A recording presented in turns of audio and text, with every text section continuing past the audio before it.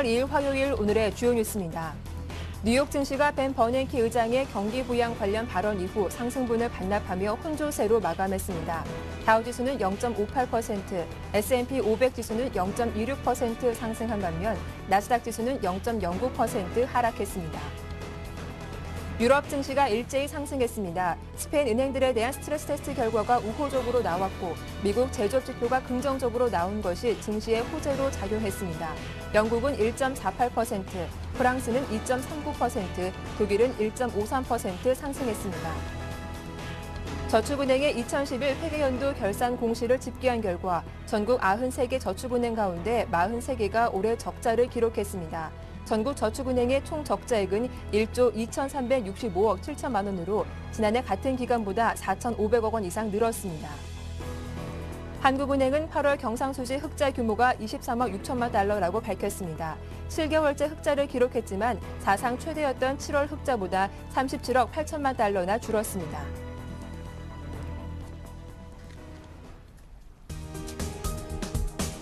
안녕하세요. 굿모닝 대박 예감 박미라입니다. 추석 연휴 즐겁게 보내셨습니까? 10월 2일 굿모닝 대박 예감 2부 순서 문을 열어보겠습니다. 연휴가 지나고 나니 날씨가 제법 쌀쌀해졌죠. 그 어느 때보다 건강관리에 더욱더 유념하셔야겠습니다.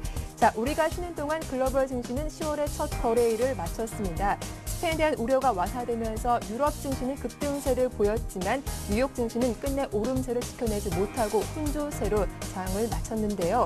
징검다리 연휴 가운데 개장할 오늘 국내 증시 어떤 흐름이 보일지 10월 증시 전망까지 살펴봐 드리겠습니다. 먼저 오늘장 어떤 흐름 보일지 신창환 대표와 함께 돌아오겠습니다.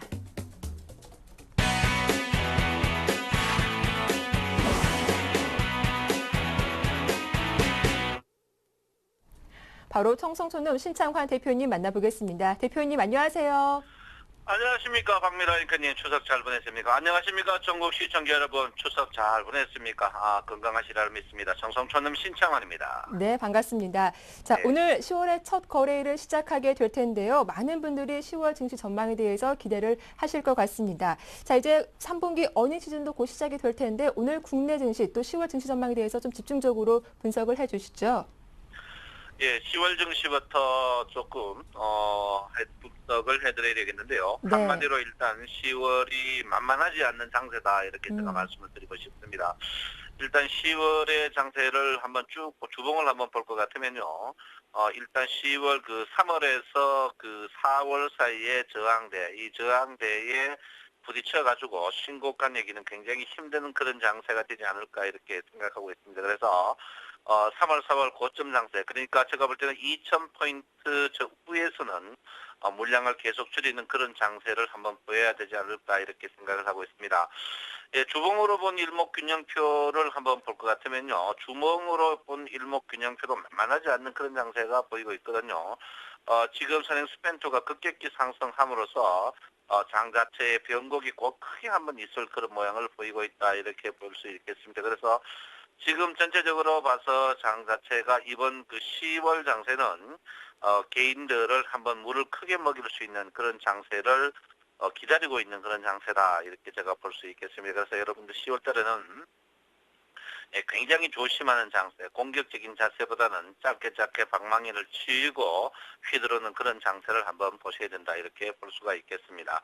자, 오늘 장이 굉장히 이제 중요하겠죠. 오늘 장이 글로벌 장세가 하루는 쉬고 하루는 기어가는 그런 장세를 보였습니다. 그래서 하루 장세의 문제가 이제 굉장히 이제 중요한데요. 제가 볼 때 오늘 장세는 거의 큰 변동성 없이 조금 약세를 보일 가능성이 있다, 이렇게 제가 볼 수 있습니다. 그래서 일단 제가 누차 말씀드렸습니다만은 갭 상승 이후에 갭을 메울 가능성이 있다. 그 메움이 횡보 매움과 종호의 매움이 이제 복합적으로 나올 것이라고 했는데, 제가 볼 때는 지금 이제 횡으로 메우는 장세가 계속 나오는 그런 모양을 보이지 않을까, 이렇게 생각을 하고 있습니다.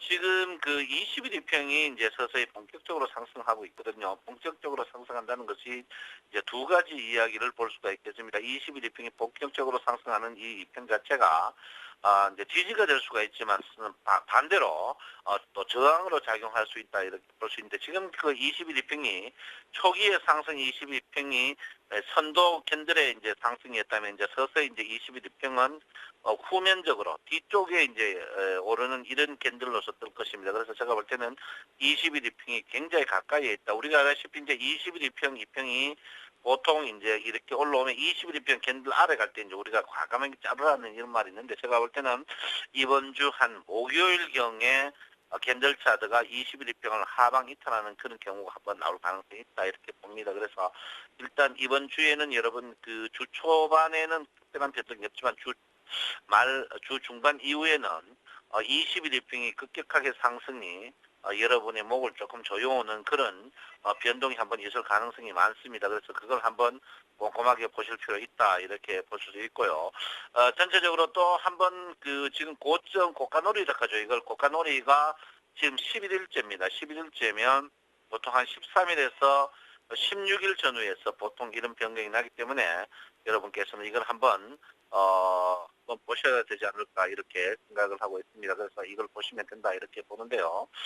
지금 그 장세가 한번 볼 것 같으면 예, 지금 그 고가놀이를 한번 할 때가 됐다 이렇게 보는데 지금 꼭지에 나오는 이런 형태가 지금 오늘까지 13일 정도 됩니다. 11일 정도 됐는데 보통 13일이나 16일 전후에서 꼭지에서 한번 변동이 있기 때문에 여러분께서 이번 주는 조금 조심하는 그런 경우고요.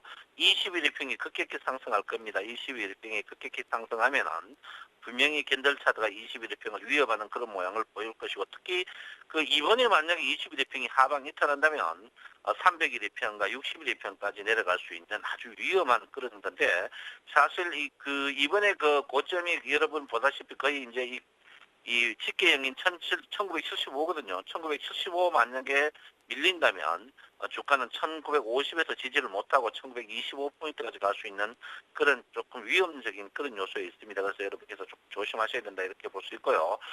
지금 주가가 47일 변곡점을 맞이하고 있습니다. 오늘까지 48일인데 어쨌든 간에 장 자체는 한 이번 주말 목요일이나 금요일 날 주가는 분명히 변곡을 맞이할 가능성이 굉장히 높은 그런 시점에 있습니다. 그래서 여러분께서 굉장히 조심할 필요가 있다 이렇게 볼 수가 있겠습니다. 지금 선물은 큰 포지션은 없어요. 그렇지만 고객 따끔도 큰 포지션 없고 미 증시가 그 혼조 국면을 보였습니다. 유럽은 떴지만 혼조 국면을 보였기 때문에 제가 볼 때는 특별히 어려운 없다 이렇게 봅니다. 그래서 특히 여러분 아시다시피 최근에 이제 제가 환율에 대해서 계속 이야기했는데 원화 강세가 주가 약세를 보인다, 강세를 보인다 했는데 원화가 계속 강세를 보이고 있습니다. 원화 강세 보이는데 환율을 여러분 민감하게 좀 꼼꼼하게 보실 필요가 있다 이렇게 볼 수가 있겠습니다. 아무쪼록 지금 그 선물의 무게중심이 265에 있습니다. 265를 어떻게 뛰어넘을 것인가. 이게 이제 굉장히 오늘도 265에서 저항이 이제 계속될 걸로 보이는데 265를 어떻게 깰 것인가. 제가 볼 때 선물이 지금 그 서로 눈치 보면서 있습니다. 한쪽으로 크게 터질 것 같아요. 위쪽으로 터지든지 아래쪽으로 터지든지 이게 터지는데 이 터짐에 여러분 우리 쌤 시청자 여러분께서 데미지를 안 입어야 된다. 나는 선물 안 하니까 상관없다 하는데 그렇지 않습니다. 주식의 선도가 선물이기 때문에 여러분께서 이 부분을 한번 꼼꼼하게 한번 보실 필요 있다 이렇게 볼 수 있고요. 자, 미 증시가 최근에 이제 다우존스 지수를 자세히 한번 볼 것 같으면 다 해답이 나옵니다. 왜 회답이 나왔냐면 서서히 이제 선행 스팬2가 여기 우리나라 증시와 똑같이 한 3일 전 이번 주 목요일부터 선행 스팬2가 급격히 올라갑니다. 그래서 제가 이제 목요일 조롱하고 급격히 올라가면 선행 스팬2 급격히 올라가면 구름이 검은 구름으로 바뀌는데 검은 구름으로 안 바뀌기 위해서는 다우존스 지수가 신고가를 갱신해야 되는데 신고가가 지금 13,600이 호락호락하지 않는 그런 장세거든요. 그래서 제가 볼 때는 여러분께서 조금 조심하는 그런 국면이다 이렇게 봅니다. 어제 이제 버냉키 의장이 나와가 하는 말이 이제는 그 실질적인 경제의 수반보다는 통화량을 늘림으로써 이제 착시 효과로 이제 경제를 이끌어야 된다 이랬는데 그게 굉장히 위험한 발상이거든요. 그래서 제가 볼 때는 다우존스 지수도 13,600 실적이 동반된 이 부분으로서 신고가 갱신은 굉장히 위험한 부분이다. 이런 부분을 여러분께서 한번 인지하셔야 된다 이렇게 봅니다. 나스닥이라든지 S&P 500 반도체 지수 다 그런 모양이거든요. 특히 이제 우리하고 가장 밀접한 반도체 지수가 쌍봉을 치고 주가 빠지는 모양은 그렇게 좋은 모양은 분명히 아니다 이렇게 볼 수 있습니다. 그래서 제가 볼 때는 여러분께서 이번 주에 꼼꼼하게 좀 쉴 필요가 있는 그런 부분이다 이렇게 보시고요. 최근에 이제 여러분 보다시피 이제 가기 차트를 한번 볼 것 같으면 가기 차트에 이제 하락 전조가 이제 시작이 서서히 되었습니다. 눌림 하락이 되었어요. 그래서 이런 형태가 나중 되면 이제 여러분 알다시피 이런 형태로 바뀌는 모양이 보이거든요. 그래서 지금 지수에서 가기 형태 모양으로 봐서는 굉장히 조심하는 부분이다 이렇게 보고 여러분 가기 차트 꼭 빼야 되고요. 랭커 차트는 추세가 있는데 추세에 의해서 굉장히 변동이 없습니다. 계속 이제 2005포인트에서 저항받는 랭커의 모양이 계속 지금 한 주째 계속되고 있거든요. 그래서 이 상태에서 만약에 랭커가 푸른 랭커가 나온다면 여러분 주가는 가차없이 급락하는데 그 푸른 랭커의 지지가 여러분 보다시피 일단은 1920포인트에 있습니다. 굉장히 조심하는 그런 국면을 보여야 되기 때문에 우리 센 시청자 여러분께서는 굉장히 조금 조심하는 그런 국면을 보여야 된다 이렇게 볼 수 있습니다. 그래서 지금 자체는 뭐 누가 매우나 안 매우나인데 저는 분명히 갭을 메우고 분명히 갭 메우더라도 집계에서 굉장히 지지를 집계를 위협하던데 이제 집계 위쪽으로 이제 21일평이 올라가기 때문에 여러분께서 굉장히 좀 조심하는 그런 국면을 맞이하시는 게 좋다 이렇게 볼 수 있습니다. 그래서 지금 장세는 여러분 누차 말씀드리지만 두들겨가는 장세다. 그리고 방망이를 짧게 흔들어가는 거다. 그리고 오늘은 지켜보십시오. 명절 이후에 이제 우리 사모님들은 설거지하시고 우리 사장님들은 집안을 청소하는 그런 날을 해야지 오늘은 주식 매매하지 말고 하루 턱하니 볼 수 있는 그런 날이 굉장히 좋지 않을까 이렇게 생각하고 있습니다. 지금 참 쉽지 않거든요. 제가 볼 때 만만하지 않는 장입니다. 진짜 그 주봉을 봐서도 그런데 주봉이 이제 올 3월 4월에 이 매물대가 굉장히 강합니다. 이 매물대가 계속 걸려 있어요. 집계 매물대가 계속 걸려 있기 때문에 제가 볼 때 이 매물대도 굉장히 허락하지 않는 그런 매물대다 이렇게 보고요. 이 매물대 자체가 여러분 보다시피 장기 매물로 보서는 확실한 매물대입니다. 거의 매물층이 거의 50% 밀려 있는 이 층이거든요. 그래서 여기에서 여러분이 너무 주가를 아예 1930 이상 넘어갔을 때 이럴 때 추격 매수는 괜찮지만 지금 전량 여러분 매수하는 건 아닙니다. 지금은 물량을 적극적으로 조금 줄이면서 특히 물량 줄이는 것도 동반해서 제가 볼 때는 종목 수를 줄여야 됩니다. 종목 수를 줄여서 좀 가벼운 마음으로 가볍게 배트를 흔드는 그런 모양을 보여야 된다 이렇게 봅니다. 우리가 만류 상태에서 배트를 흔드는 것은 굉장히 부담스럽죠. 그래서 주자 없는 상태에서 배트를 흔드는 우리 생시청자 여러분 됐으면 한다 이렇게 볼 수 있습니다. 여러분 고향 잘 갔다 오셨습니까? 우리 생시청자 여러분께서는 분명히 부모님에게 듬뿍 촌지를 드리고 오지 않았나 이렇게 생각합니다. 여러분 오늘 또 하루 쉬는 날입니다. 오늘은 쉬지 않고 오늘 징검달인데요. 오늘은 뒤돌아볼 수 있는 명제를 뒤돌아볼 수 있는 우리 생시청자 여러분 되시기 바랍니다. 여러분 오늘 하루 쉬어가겠습니다. 청성촌놈 신창환이었습니다. 네, 오늘장 전망까지 잘 들어봤습니다. 지금까지 청성촌놈 신창환 대표와 함께했습니다.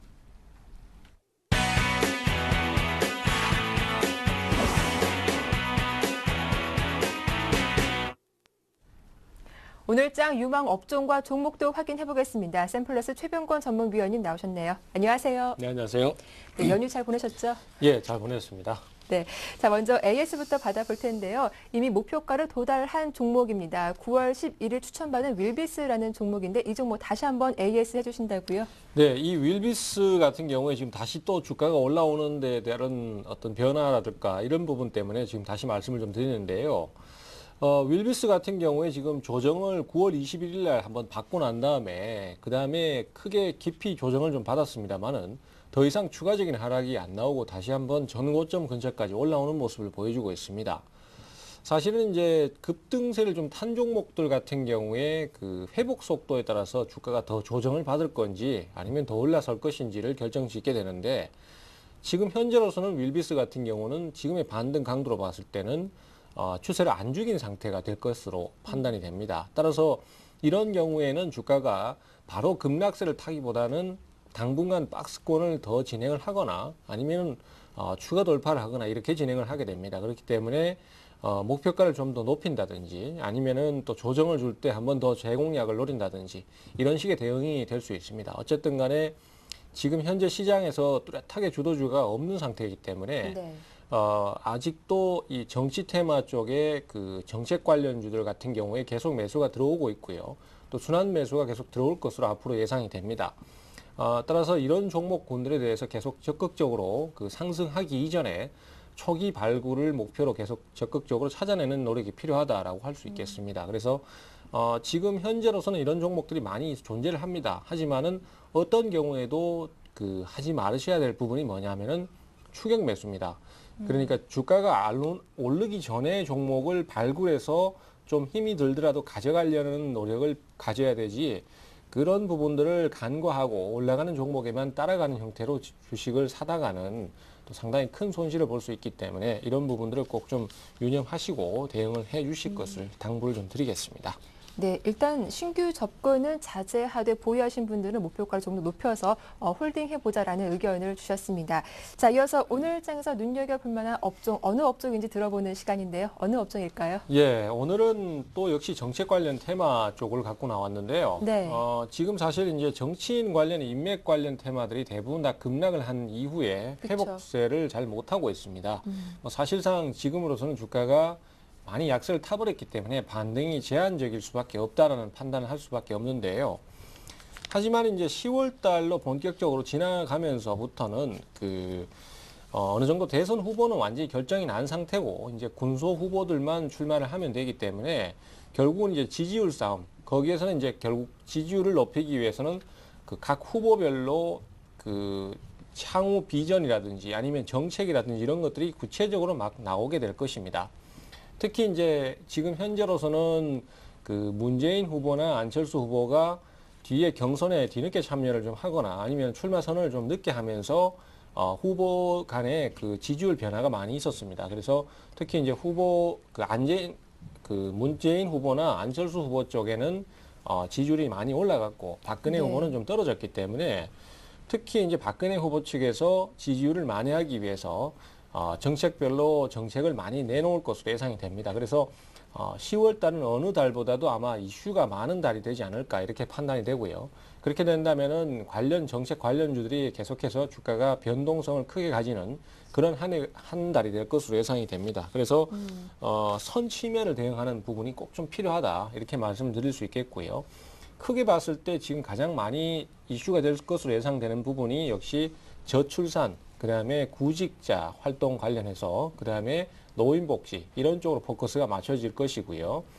그다음에 각 지역별로 뭐 현안 사업이라든지 이런 것들이 계속해서 부각될 것으로 예상이 됩니다. 예를 들자면은 뭐 신공항 관련주들, 그다음에 또 그 가로림만 관련 종목들 이런 종목들이 지금 주가가 움직인 지가 꽤 됐기 때문에 한 번쯤은 순환매가 들어올 수 있을 것으로 생각이 됩니다. 그래서 정책 관련주에 대한 관심을 좀 많이 가지셔야 되는데 이 정책 관련주는 아무래도 이제 종목들의 변동성이 크고 리스크가 큽니다. 이번에도 뭐 그 상황들을 잘 보셔서 아시겠지만은 인맥 관련주에 대한 그 위험성을 경고하자 말자 한 이틀 뒤에 주가가 바로 급락하는 모습을 보여주지 않았습니까?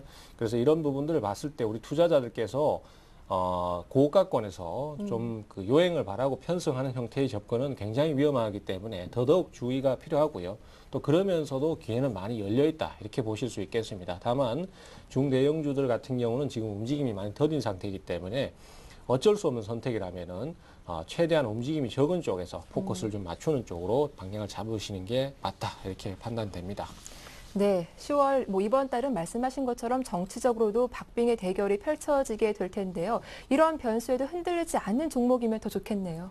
예, 그렇습니다. 네. 아무래도 그런 변수에 흔들리지 않고 좀 진행이 잘 나와줬으면 하겠는데요. 어쨌든 간에 뭐 지금으로서는 그동안 좀 많이 부각이 됐던 종목들보다는 새롭게 부각이 되고 있는 종목들 이런 쪽으로 포커스를 좀 맞추시는 게 유리한데요. 네. 오늘 가지고 나온 종목은 바이오 스페이스입니다.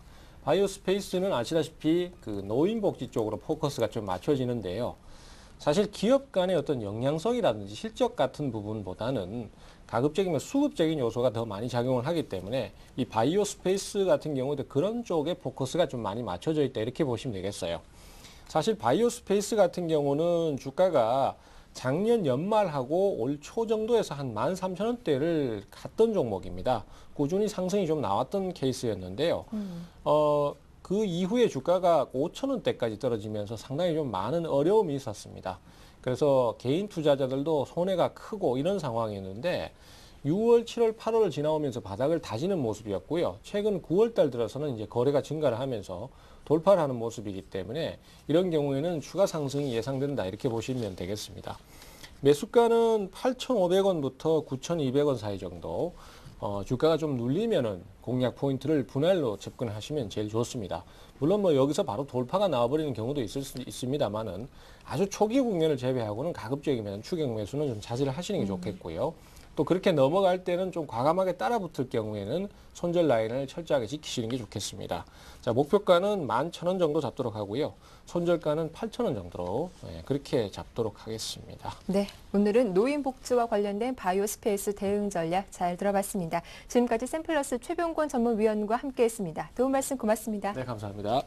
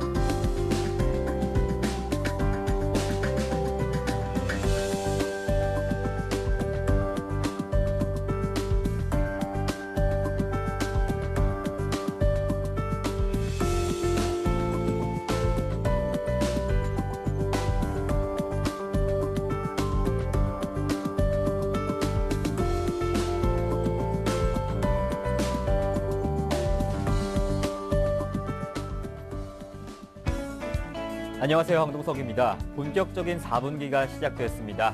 뉴욕 증시는 혼조세로 마감한 반면 유럽 증시는 급등했습니다.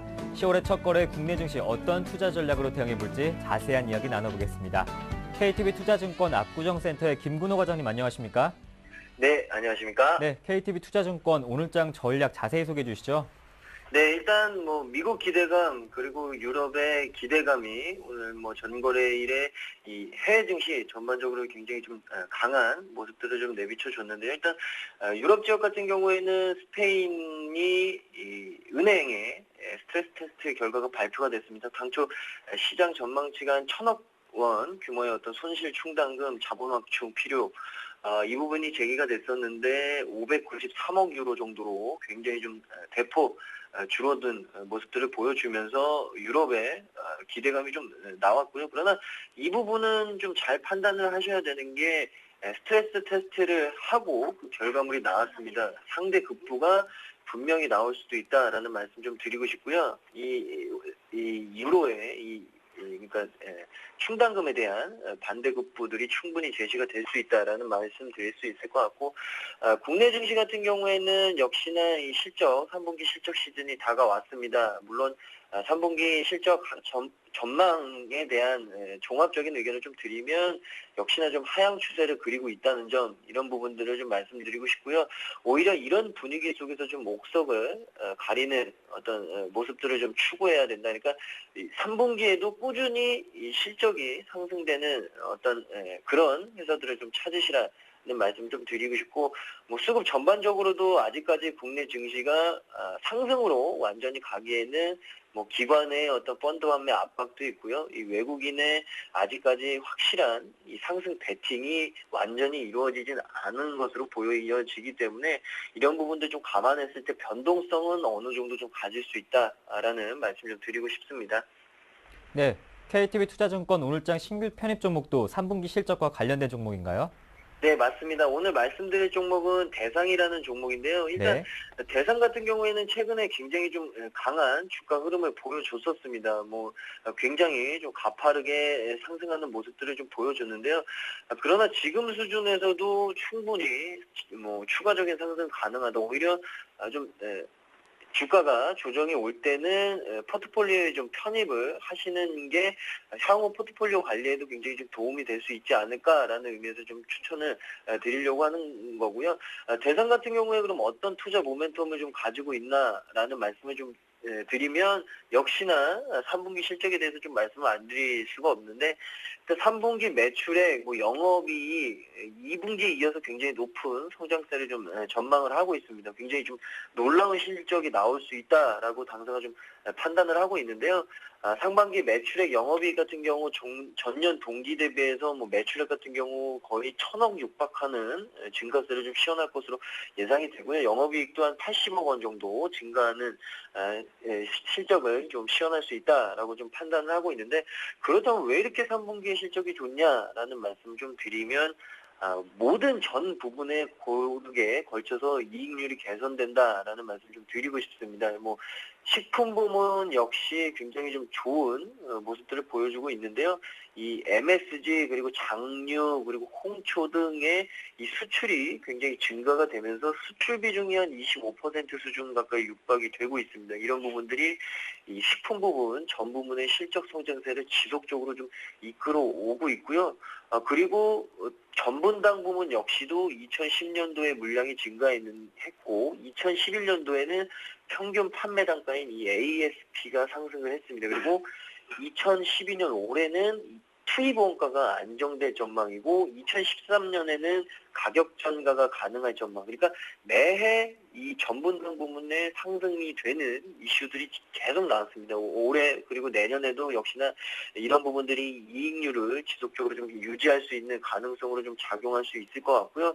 예상보다 양호한 영업이익 증가 이 부분이 전망이 된다라는 말씀 좀 드리고 싶고 그리고 이 바이오 카테고리가 역시나 굉장히 좀 좋은 모습들을 좀 보여주고 있습니다. 바이오 쪽 핵산 그리고 카테고리 소재 쪽은 이 전분당 쪽인데요.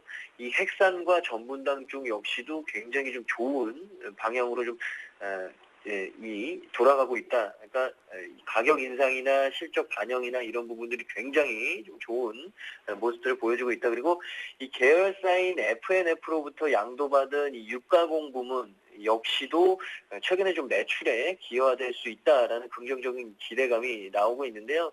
이런 모든 이 대상이 누리고 있는 모든 전 부분이 실적에 굉장히 좀 기여가 많이 되고 있다. 그렇기 때문에 3분기 역시도 실적이 좋아질 것이다. 그리고 4분기에도 동사의 실적 성장세가 충분히 이어질 수 있다라고 KTB 투자증권에서는 판단을 하고 있고요. 물론 최근에 주가가 굉장히 급등을 했기 때문에 주가가 어느 정도 좀 조정 시에 좀 포트폴리오에 편입하시라는 말씀 좀 드리고 싶습니다. 일단 가장 근접해 있는 것은 5일선인데요. 23,000원 부근 그리고 22,000원 부근 그리고 22,000원이 깨진다면은 2만 원대에서는 좀 공격적으로 매수에 가담하시라는 말씀을 좀 드리면서 매수 의견 그리고 목표가 28,000원 제시를 좀 해드리겠습니다. 네, 대상 살펴봤습니다. 말씀 잘 들었습니다. 네, 감사합니다. 네, 지금까지 KTB 김근호 과장과 함께 오늘장 전략과 신규 편입 종목 살펴봤습니다. 저는 목요일 아침 뵙겠습니다.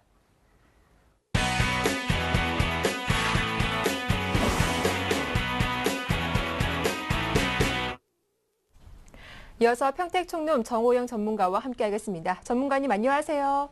네, 안녕하세요.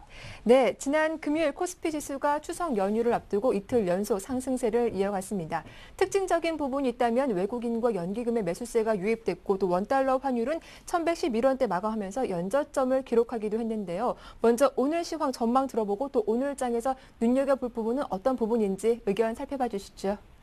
네, 먼저 단기를 말씀드리겠습니다. 네. 2000선 전후에서 혼조세가 나타나거나 아니면 다시 하락하거나 그렇게 될 것 같습니다. 그래서 아직까지는 확실하게 여기서 추세적인 상승이 나타나기는 좀 어렵지 않나 이렇게 보고 있습니다. 그래서 잘해봐야 2000선 전후에서 또 한번 왔다 갔다 하는 이런 흐름 아니면 그냥 하락하는 흐름이 나타날 것이다 이렇게 현재 보고 있습니다. 주말에는 이제 원래 그 해외 증시가 빠졌다가 어제는 또 사실 또 반등을 해주면서 굉장히 좀 호조세가 나타나는데요. 어쨌든 지금은 아직까지는 방향성이 좀 모호하다 이렇게 볼 수 있겠고요. 중기적으로는 이렇게 보시면 되겠습니다. 다소 거품이 발생한다 그러면 2050선이 돌파가 되면서 상승세가 강화될 것이고 반대로 조정권이 진입이 된다면 1950선 이탈되면서 하락세가 지속될 것이다 이렇게 보고 있습니다. 그래서 아직까지는 확실하게 방향성이 없고요. 이렇게 보시면 되겠습니다. 중기적으로 봤을 때는 2050을 넘어가거나 1950을 깨면 뭔가 이제 투자가 좀 나온다는 거죠. 그 전에는 아마도 혼조세가 좀 이어지지 않을까 보는데요. 어차피 이어진다고 하더라도 뭐 2000선 전후에서 또 돌파했다가 이탈했다 이런 흐름 아니면 한번 빠지는 이런 흐름이 나타날 것이다 이렇게 보고 있습니다. 자, 좀 전에 이제 원달러 환율 말씀하셨는데요. 정말 이제 체크해야 될 시점입니다. 왜 그러냐면은 지난주 금요일에 원달러 환율이 연중 최저점이었습니다. 그래서 11.40전입니다. 그래서 굉장히 좀 약한데요. 이걸 좀 제가 추세적으로 한번 설명드리겠습니다. 그래서 먼저 자막으로 설명드리고 차트를 한번 보여드리겠는데요. 자, 원달러 환율하고 이제 코스피 지수 흐름을 말씀드리겠는데요. 2007년 이후부터 현재까지의 추세입니다. 2007년 가을에 한번 900원을 이탈한 적이 있었습니다. 그럴 때 코스피가 이제 2050선을 돌파한 적이 있었고요. 2009년 봄에는 되려 이제 1,500원을 돌파한 적이 있었어요. 그때는 또 반대로 코스피가 1,000선을 이탈했습니다. 그래서 일단 두 가지만 보셔도 어떻습니까? 원달러 환율이 낮았을 때는 코스피 지수가 높았고 반대로 원달러 환율이 높았을 때는 코스피 지수가 낮았는데요. 자, 그리고 나서 2011년 작년이었죠. 여름에 이제 또 다시 한번 1,050원까지 내려온 적이 있었습니다. 그때는 또 코스피가 2,200선을 또 돌파해 줬었고요. 현재는 이제 2012년 최저가인데요. 또 다시 이제 2,000선을 돌파해주는 이런 양상인데 쉽게 말하면 정반대로 움직인다고 봐야죠. 자, 자막으로만 제가 설명드리면 이해가 안 되시니까 차트로 잠깐 보여드리겠습니다. 네, 현재 나가고 있는 것이 이제 원달러 환율인데요. 지난 2007년 가을이었죠. 900원을 깬 적이 있었습니다. 예, 엄청나게 낮았었죠. 지금도 낮다 그러는데 그 당시 900원이니까. 예, 그 당시 그랬는데요. 지수 차트 보시면요. 그때 2050선을 돌파한 적이 있었습니다. 그래서 그 당시에 보면은 굉장히 많이 올라갔습니다. 그래서 지금 봐도 뭐 굉장히 높이 올라간 상태인데요. 또 반대로 이번에 또 원달러 환율을 보겠습니다. 한때 또 1,500원을 넘어간 적이 있었습니다. 그때가 이제 2009년 봄이었습니다. 1,500원이니까 엄청나게 올라갔죠. 반대로 이제 코스피 지수를 보면은 2009년 초에 또 1,000선을 깬 적이 있었고요. 그래서 지금 흐름을 보면은 이 완전히 정반대로 움직인다는 겁니다. 그래서 여기서 쉽게 말씀드리면 이제 이거죠. 원달러 환율이 낮았을 때는 코스피 지수가 높고 또 반대로 높았을 때는 코스피 지수가 낮았으니까 현재 그 원달러 환율이 이제 2012년 최저치 아닙니까? 예, 그러면 현재 이제 코스피가 높아야 정상인데 높은 게 맞습니다. 현재 2,000이 넘으니까. 근데 여기서 만약에 원달러 환율이 올라가면 어떻게 될까요? 코스피가 다시 내려온다고 봐야 되거든요. 그래서 굉장히 중요한 번곡점이다 이렇게 볼 수 있겠고요. 자, 그 다음에 이번에 자막으로 잠깐 설명드리겠는데요.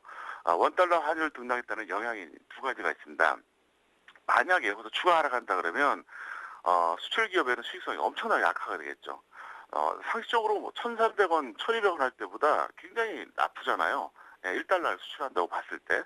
그래서 일단 그게 안 좋고요. 만약에 반등을 시작하면은 외국인들이 이제 매도 공세가 가능합니다. 왜 그러냐면 예를 들어서 투자 측면에서는 본전이라고 하더라도 뭐 1,200원, 1,300원에 들어온 그 외국인들은 지금 환전하면 수익이 나지 않습니까? 그래서 외국인들 입장에서는 여기서 만약에 원달러가 계속 내려간다 그러면야 가지고 좋죠. 투자 수익도 노리지만 환차익도 노릴 수가 있으니까요. 근데 반대로 올라간다 그러면 얘네들이 아무래도 이제 코스피에서 매도하고 환전할 가능성이 있기 때문에 이러나 저러나 상당히 좀 골치 아픈 시점이다 이렇게 볼 수 있겠고요. 어쨌든 여러분들이 이 추세적인 걸 보셔야 된다고 하는 게 2007년 이후로 현재까지 원달러 환율이 낮았을 때는 코스피 지수가 높았고 또 반대로 원달러 환율이 높았을 때는 코스피 지수가 낮았거든요. 그렇기 때문에 여기서 원달러 환율이 올라가는지 추가 하락하는지 이걸 반드시 이제 유념해달라 이렇게 설명드릴 수가 있겠습니다. 자, 그 다음에 이번에는요. 해외 증시의 21선 움직임을 좀 비교를 해드리겠는데요. 왜 이걸 말씀드리냐면 최근에 보면 엄청난 급등락이 됩니다. 그래서 굉장히 혼란스러운 구간인데요. 영국 같은 경우에도 그렇고 독일, 프랑스 같은 경우에는 종가 기준으로 21선을 이탈했다가 다시 이제 반등 시도하는 이런 양상이고요. 미국 같은 경우에는 장중 기준으로만 이탈했습니다. 종가를 이탈 안 했습니다. 그리고 나서 다시 한번 이제 반등하는 이런 양상인데 또 미국 같은 경우에 이제 다우하고 나스닥을 봐도 이제 또 별개로 움직이고 있습니다. 자, 그러면 현재 한번 차트를 한번 보시겠는데요. 먼저 이제 영국입니다. 자, 해외 증시입니다. 영국을 보시면은 이제 이 검은색 라인이 21선이거든요. 예, 검은색 라인을 깼다가 이제 어제 한번 회복을 해줬습니다. 그 다음에 이번엔 독일입니다. 예, 독일을 보시더라도 역시 검은색 21선을 이탈했다가 다시 회복해주는 이런 양상이고요. 프랑스 같은 경우에도 마찬가지입니다. 근데 프랑스는 아직까지 이제 21선을 회복을 못 해줬는데요. 제가 왜 21선을 말씀드리냐면 적어도 21선을 이탈해야 조정이라고 볼 수 있거든요.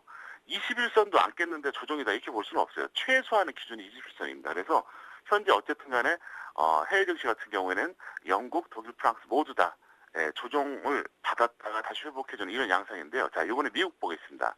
미국 그래프 정말 강합니다. 특히 다우 같은 경우에는 지난 28일이었죠. 장중에 살짝 깼다가 이탈 안 했는데 어제 다시 이제 반등 나와주면서 이제 굉장히 좋은 흐름인데 문제는 나스닥이에요.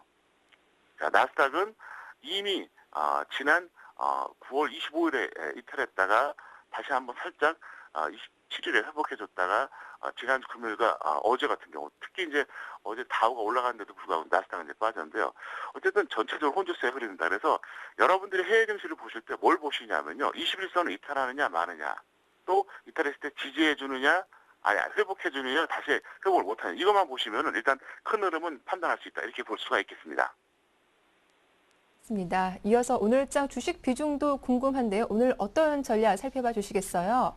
네, 뭐 주식 비중을 이렇게 해주세요. 뭐 1990선 이상에서는 50에서 75%, 그다음에 1975선 이상에서는 25에서 50%가 좋고요. 만약에 1975선이 미만이 되면 직장인은 그때부터는 0으로 해주시고요. 전업은 25 정도가 좋겠고요. 1950이 깨지면 그때는 직장인 전업 전부 다 0으로 해주시기 바라겠습니다. 그리고 아까도 말씀드렸다시피 2050이 넘어가던가 1950이 깨지면 확실하게 추세가 나오는데 그 전에는 뭐 지금 입장에서 75, 100까지 하기 좀 무리가 있다 이렇게 볼 수 있겠고요. 코덱스 인버스는 현금으로 지급해달라 이렇게 설명드릴 수가 있겠습니다. 그 다음에 현 장세에서 이제 합리적인 대응 원칙을 말씀드리는데요. 주식 비중은 시가와 종가에 반드시 조절을 해주세요. 그래서 시가에서 이제 예를 들어서 이제 오늘 좀 높여야겠다 싶을 때는 좀 세게 좀 가담해 주시고요. 그다음에 장중에 물론 이거를 좀 조절하는 게 원칙이 맞는데 사실 잘 안 되잖아요. 장중에 왜 그러냐면 지수가 좀 내려왔다 올라갔다 그래서 금방 또 팔았다 샀다 하기 좀 뭐하니까 시가하고 종가에 조절을 반드시 해달라 설명드릴 수 있겠고요. 종목수가 정말 중요합니다.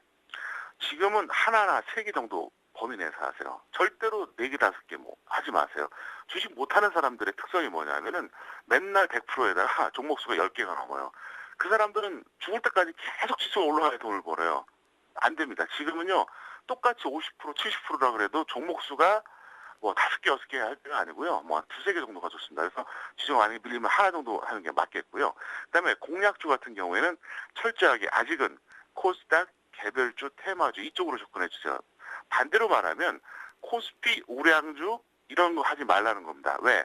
아직까지 방향성이 없습니다. 코스닥 시장 같은 경우에는 코스피가 확실하게 올라가면은 차라리 오히려 코스닥이 약한데 지금은 코스피가 확실하게 뚫고 하는 것도 아니고 그렇다고 지금 조정을 확실하게 받는 것도 아니기 때문에 오히려 코스닥에서 순환매가 나오고 테마주가 현재 좋은 거거든요. 그래서 여기에 맞게 해주시면 큰 무리가 없을 것 같습니다. 네, 오늘 말씀 잘 들었습니다. 고맙습니다. 네, 감사합니다. 지금까지 평택총룸 정호영 전문가와 함께했습니다.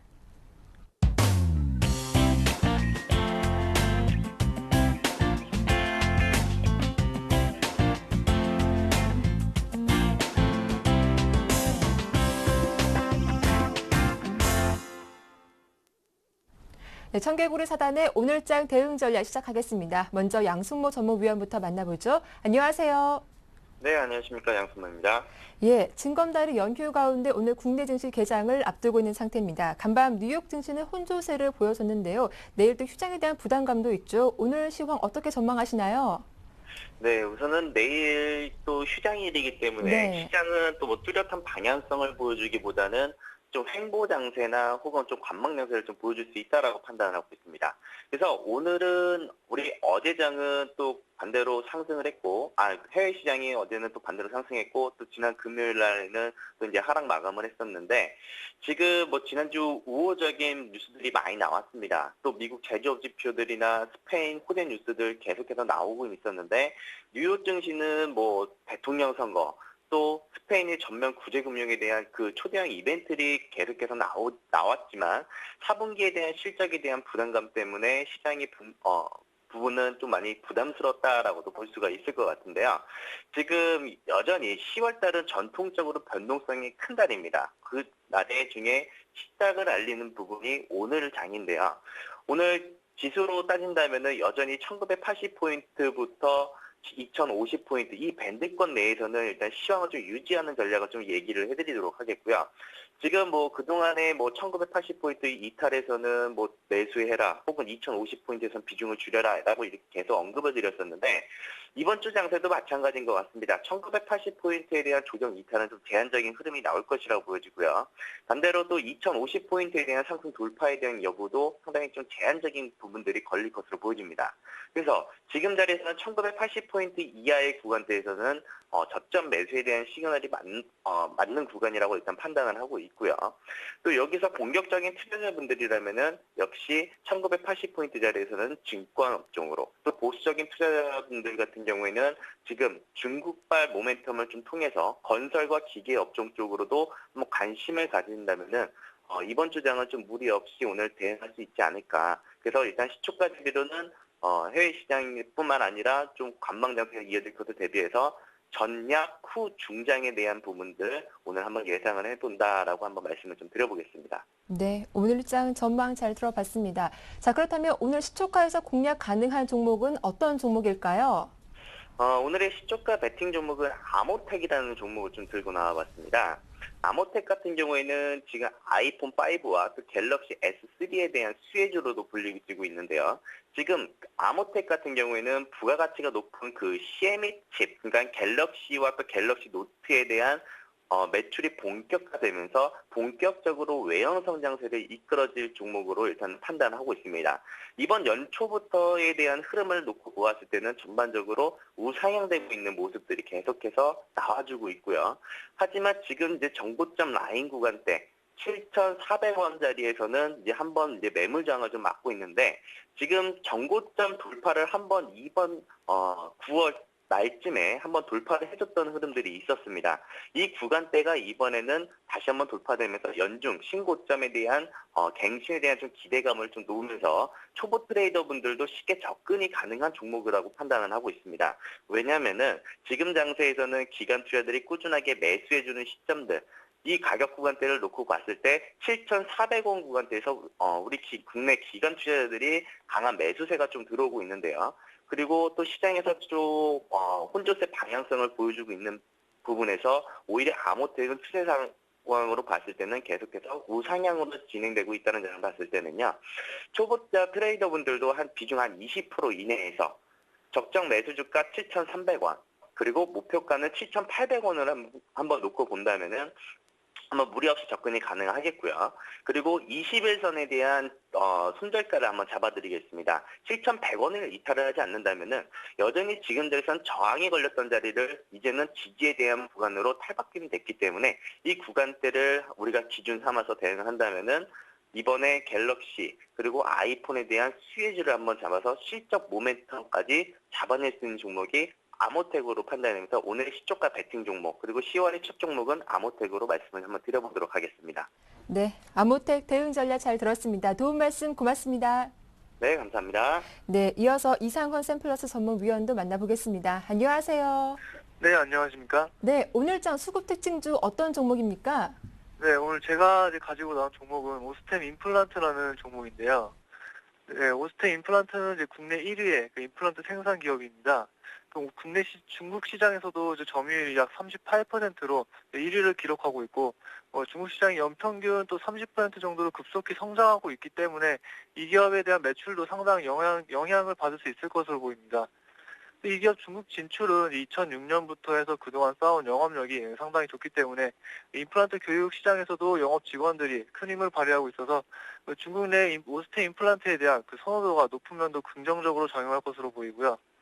중국의 경기가 그동안 좀 좋지 않은 부분이 많았지만 그 경기 부양책에 대한 기대감, 이런 기대감에 대한 그 소비가 늘어난다면 중국 내 매출도 빠르게 성장할 수 있을 것으로 보이고 올해 약 2,440만 달러에서 2015년에는 약 6천만 달러 가량으로 좀 크게 증가할 것으로 보입니다.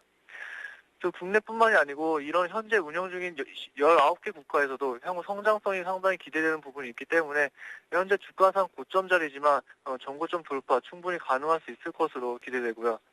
이 종목 수급적인 측면에서 바라보자면 9월 중순 이후에 계속해서 기관의 매수세, 특히 연기금 쪽에서 강한 매수세가 들어오고 있기 때문에 주가를 전고점까지 다시 올려놓고 있고, 이 종목 개인이나 외국인의 매수세보다는 기관의 매수세에 의해서 움직이는 종목이기 때문에 앞으로 계속된 수급 기대해 볼 수 있을 것 같고요. 차트를 보면서 좀 기술적으로 설명을 드려보면 이 종목 2007년 초반에 급등을 했다가 많은 조정을 받았고 2009년과 2010년, 2011년에서 3년 동안 좀 횡보세를 보이다가 최근 들어서 2012년 4월부터 상승세를 보이고 있는 모습인데요. 9월 초에 약간 조정이 나왔지만 다시금 기관의 매수세로 상승세를 다시 보이고 있고 전고점 돌파를 지금 눈앞에 두고 있습니다. 현재 이격도가 상당히 좀 많이 벌어지고 있는 모습이기 때문에 지금 매매하기에는 약간 이격도에 대한 부담스러운 면이 있을 수 있겠지만 기관의 수급, 연기금의 수급이 계속 받쳐주고 있기 때문에 단기 전고점 돌파에 무게를 실어두고 매매하시면 좋을 것 같습니다. 그래서 이 종목 매수가로서는 그 전일 종가 부근인 27,000원, 27,000원과 27,450원 사이에서 매수하시면 되겠고, 손절가는 11선 부근인 26,000원가량, 26,000원가량을 손절가로 잡고, 목표가는 전고점을 돌파하는 28,500원으로 잡고 대응을 해보시면 좋을 것 같습니다. 네, 오늘 오스템 임플란트 대응 전략 잘 들었습니다. 고맙습니다. 네, 감사합니다. 지금까지 이상헌 전문위원과 함께했습니다.